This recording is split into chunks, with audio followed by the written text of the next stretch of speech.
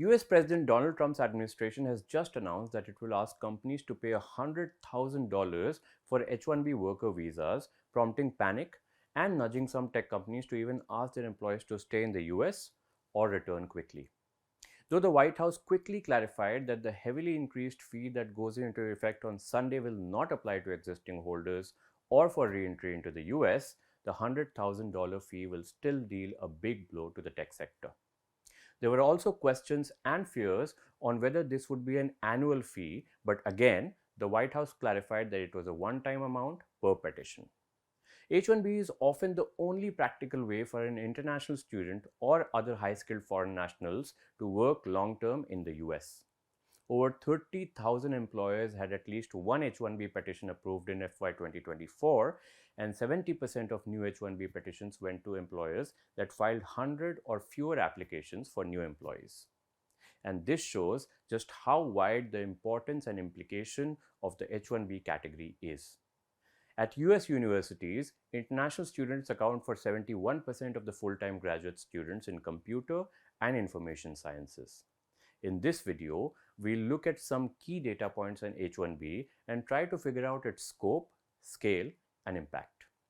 Before we begin, two things to keep in mind. We'll largely go by the data for FY 2024. In the US, a financial year starts on October 1 and ends on September 30. So, FY 24 will mean data between October 1, 2023 and September 30, 2024. We'll refer to H-1B petitions as initial and continuing. Initial stands for new employment and continuing stands for requests for extensions, amendments, etc. That said, let's begin. During FY 2024, the US Citizenship and Immigration Services, or the USCIS, received 427,084 H-1B petitions. And this was an increase of about 10% compared to the previous year. The infographic you can see on your screens right now shows a breakdown of all H-1B petitions filed between 2020 and 2024 by type of petition, which is initial or continuing. You could pause the video and have a closer look at the data. Of these petitions, the USCIS approved 399,395 applications, which was a slight increase of 3% from the previous year. And of those approved, 141,205 petitions were for initial employment, which was also more than any of the previous 4 fiscal years. And 258,190 approvals were for continuing employment. Now, look at a more granular breakup of the approvals. 35% were for new employment, 25% were for extensions, 24% for amendments, and 16% for sequential employment, which is basically a change of employer. And which countries were these applicants coming from? This is a very important one. Of the H-1B petitions approved in FY 2024, 71% were from India. A figure that explains why there's such heightened curiosities and anxieties about the latest Trump move here.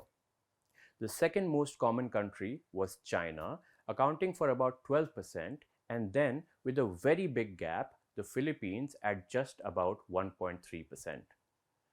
You can see the data for the top 10 countries on your screens. Apart from India and China, the other 8 countries in the top 10 collectively account for just 7% of visa holders.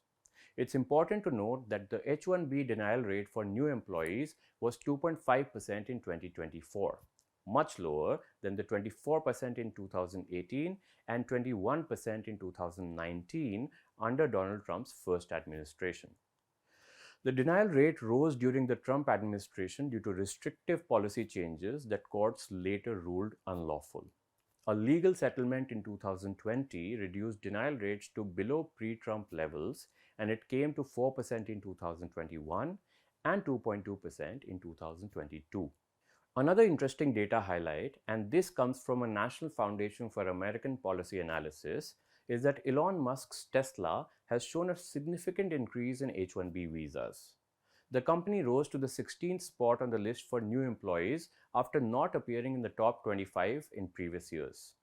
Given Tesla's need in manufacturing, research, and development, the company requested H-1B visa holders to fill many positions for engineering, software, supply management, and other specialties. Tesla had 742 approved H-1B petitions for new employees in 2024, more than double its total of 328 in 2023. It also had 1,025 H-1B petitions for continuing employment, which were primarily extensions for existing employees. As of June 2025, Amazon led the list with 10,044 employees working on H-1B visas, followed by TCS with 5,505 employees. You can see the list on your screens right now. Amazon has had the most H-1B workers each year since 2020. Many of the other top employers in the H-1B list provide IT and business services, which includes companies such as Microsoft, Meta, Cognizant, and Google. Now, we come to another important point which also highlights just how complicated the H-1B system can get, and that is the H-1B cap. The H-1B visa has an annual cap of 85,000 new petitions for each year, 65,000 in the general pool and 20,000 reserved for workers with a US master's degree or higher. This cap applies only to new cap subject cases selected through a lottery and not to renewals, transfers, or cap exempt employers like universities and research institutes. Now, if there's a cap of 85,000 on new employees, how was the total number of approved petitions much more at 141,205? Well, that's because of three main reasons. One is cap exempt employers such as universities, non-profit research institutes, and affiliated hospitals. Two is because of new concurrent employment. What does this mean? A worker already in the H-1B status can pick up an additional H-1B job, which could be a part-time opportunity. Each concurrent petition is counted as initial for that new job, but it does not consume a cap number if the worker has already been counted before. And three, there are some recaptures or cases selected in the lottery from prior years but whose approval came only later. The 85,000 annual limit comes up to about 0.05% of the US labor force. Employers have exceeded this limit every year for the past 2 decades.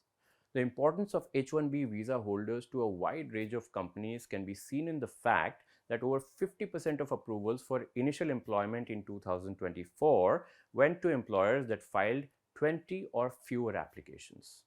Now, if we look at what professions the visa holders were mostly picked for, computer-related occupations were the largest category. This accounted for 64% of all beneficiaries.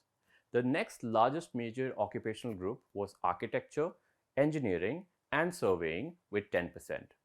The chart on your screen shows the distribution of approved petitions for major occupational categories with at least 1,000 approved H-1B petitions. And petitions for continuing employment outnumbered the petitions for initial employment in all major categories. Next, we come to one of the most debated things around H-1B positions, which is the wages. There has been a long-standing debate that companies use the H-1B system for cheaper labor from other nations. This chart on your screens shows the median annual compensation for all approved H-1B beneficiaries. And this figure for 2024 stood at $120,000 per year. Juxtapose this against the Trump administration's latest fee announcement of $100,000 and you can understand the implication of this decision.